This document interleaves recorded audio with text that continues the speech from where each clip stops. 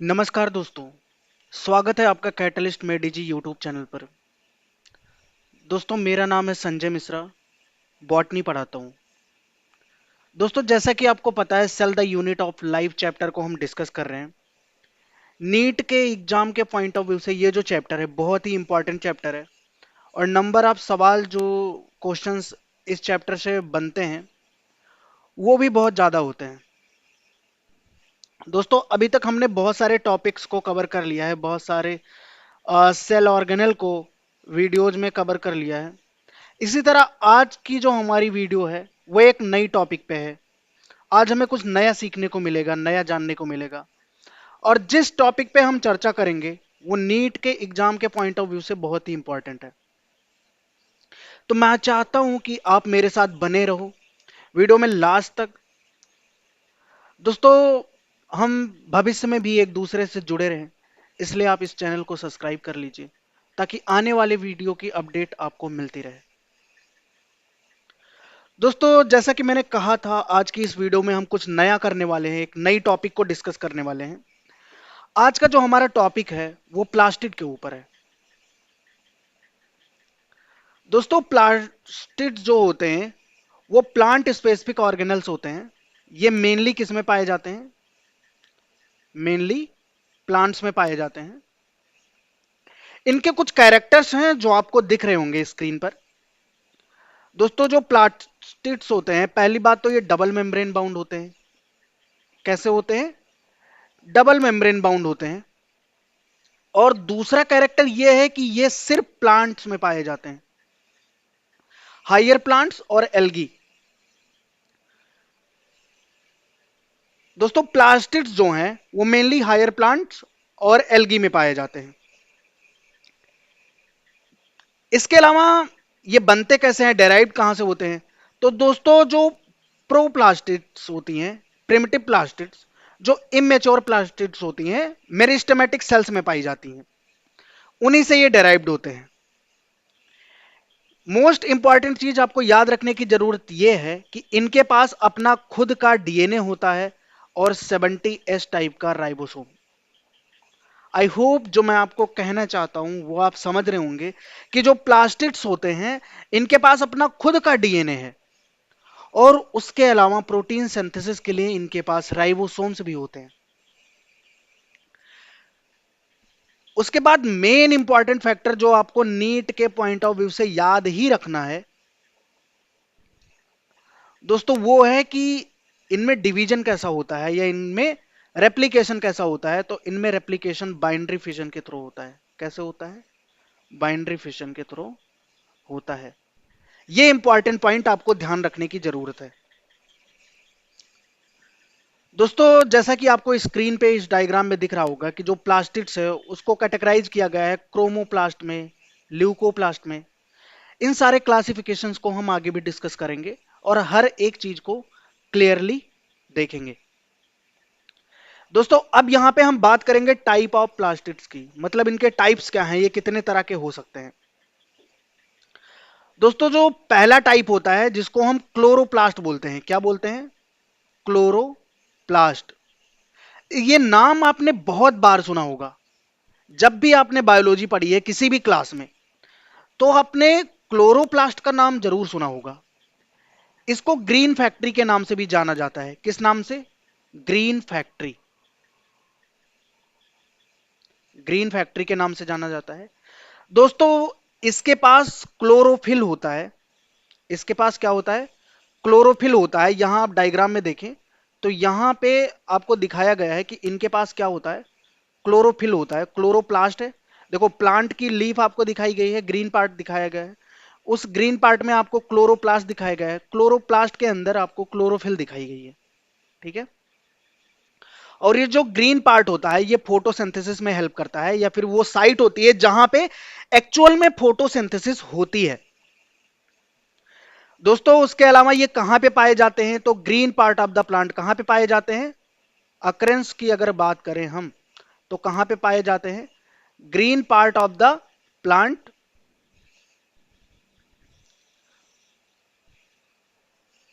अब green part क्या हो सकते हैं प्लांट के?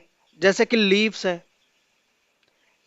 यंग स्टेम, ये सारी जो चीजें होती हैं वो कैसी होती हैं, ग्रीन पार्ट होती हैं। दोस्तों इसके पास ग्रेना और स्ट्रोमा होता है। ये जो खाली जगह आपको दिख रही है, ये जो खाली जगह आपको दिख रही है, इसको हम बोलते हैं स्ट्रोमा, ये जो स्पेस है।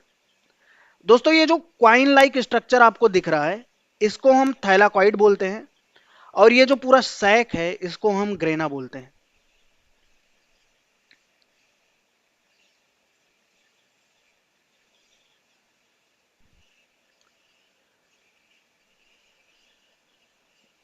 दोस्तों यहां पे आपको एक लाइन दिख रही होगी, ग्रेना स्टॉक ऑफ थैलाकॉइड। ये थैलाकॉइड, ये जो सिंगल यूनिट है, सिंगल क्वाइन लाइक स्ट्रक्चर है, इसको हम थैलाकॉइड बोलते हैं। और इसका जो स्टॉक है उसको हम क्या बोलते हैं, ग्रेना बोलते हैं। इसको हम टी और जी से याद रखेंगे। टी में क्या होता है, सिंगल होता है, और जी में क्या होता है, मेनी होता है। क्लियर है उनके स्टॉक को। यही वो रीजन होता है जहां पे लाइट रिएक्शंस होती हैं। क्या होती है यहां पे, लाइट रिएक्शंस।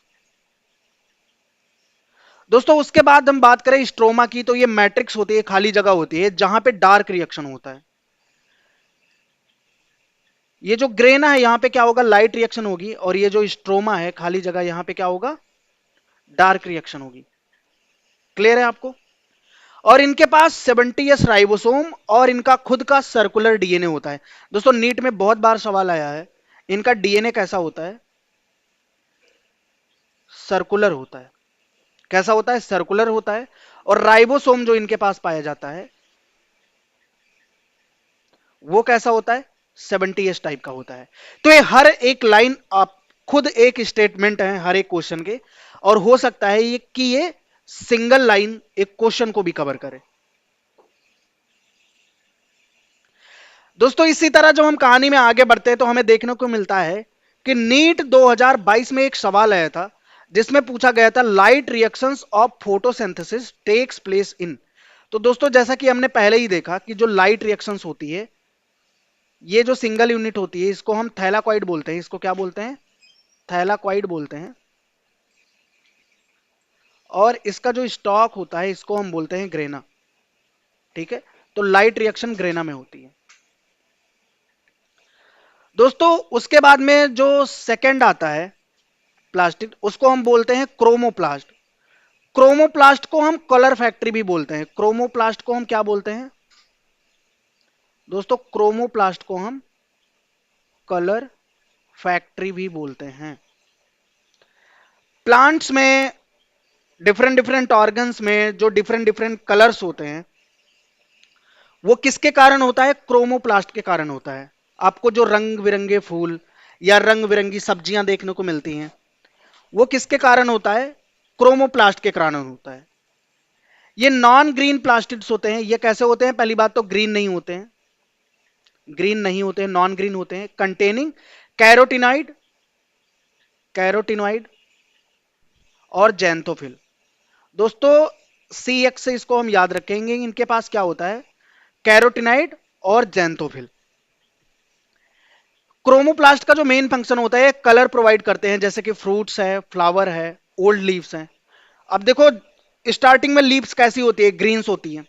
तो अगर उनका कलर ग्रीन होता है तो यानी कि उनके पास क्या है भाई, ग्रीन पिगमेंट होगा। ग्रीन पिगमेंट क्या है, क्लोरोफिल है। ठीक है, लेकिन जैसे जैसे लीफ ओल्ड होती जाती है तो उसका जो कलर है वो येलो या रेडिश येलो होने लगता है।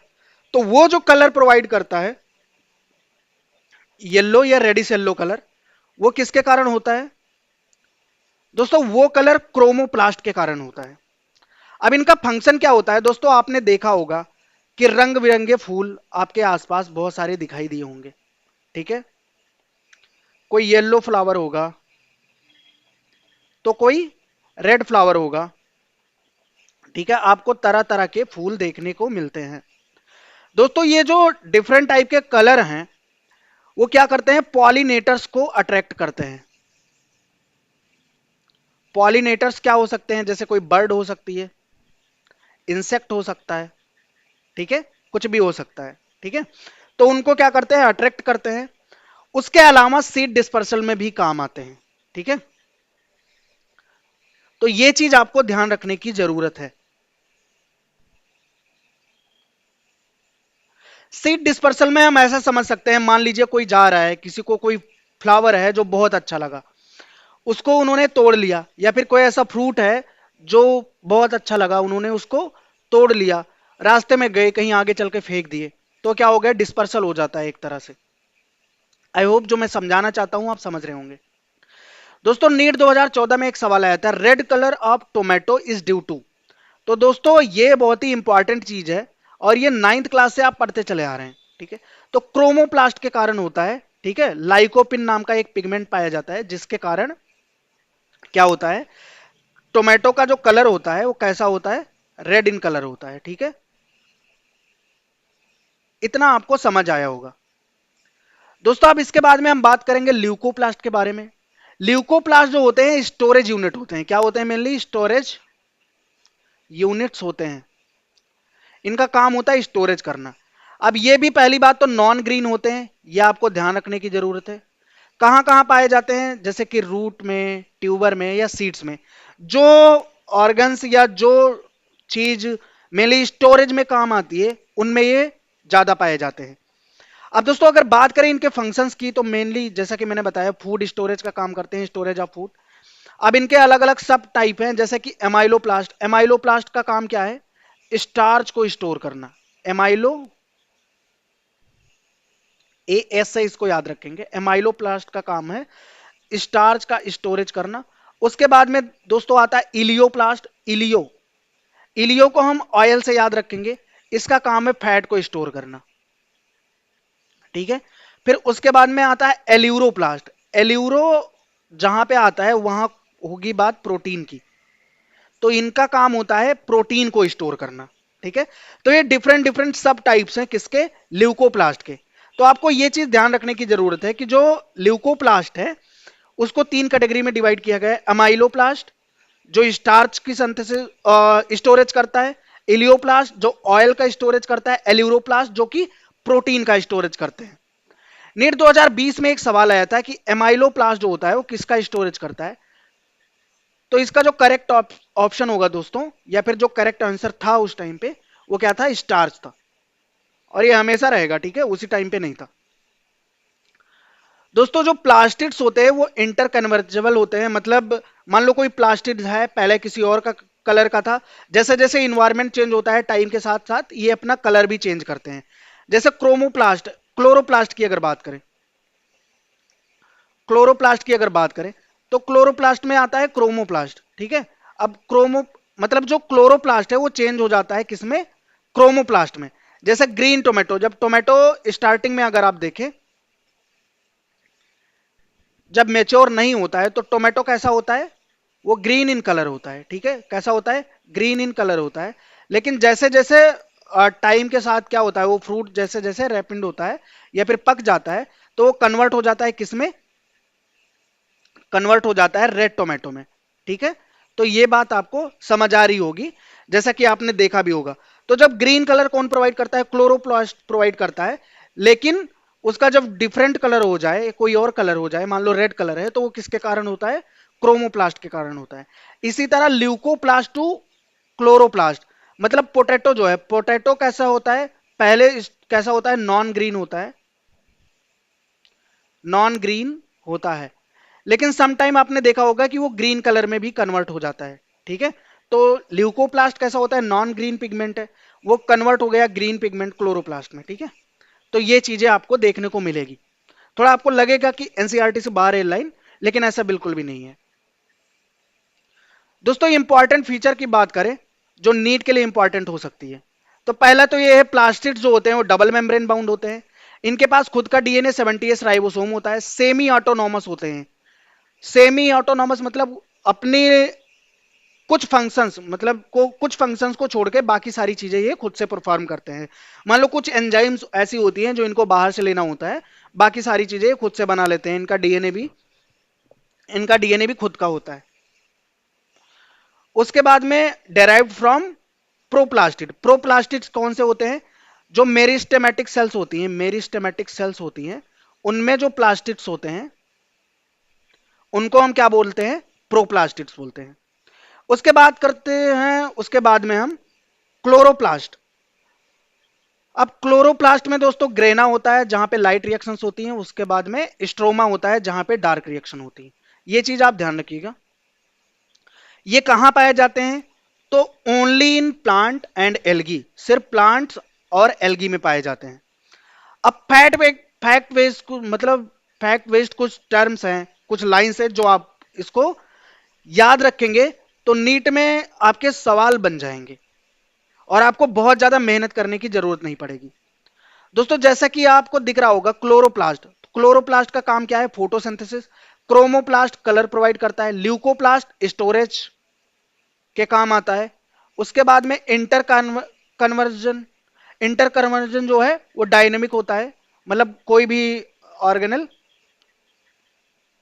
मतलब कोई भी पिगमेंट किसी में भी कन्वर्ट हो सकता है। उसके बाद में बात करें हम ग्रेना में तो क्या होता है? लाइट रिएक्शन होता है। स्ट्रोमा में क्या होता है? डार्क रिएक्शन होता है। ये चीज आपको जब आप फोटोसिंथेसिस वाला चैप्टर पढ़ेंगे तब आप डिटेल में पढ़ेंगे। ठीक है, अभी के लिए बस आप इतना याद रखिए। तो आई होप आपके डाउट क्लियर होंगे, इस टॉपिक में आपको मजा आया होगा। दोस्तों आगे की वीडियो में हम एक नए टॉपिक को डिस्कस करेंगे, तब तक आप हमारे साथ बने रहिए और इस चैनल को सब्सक्राइब कर लीजिए। हमारे साथ जुड़े रहने के लिए आपका बहुत बहुत धन्यवाद।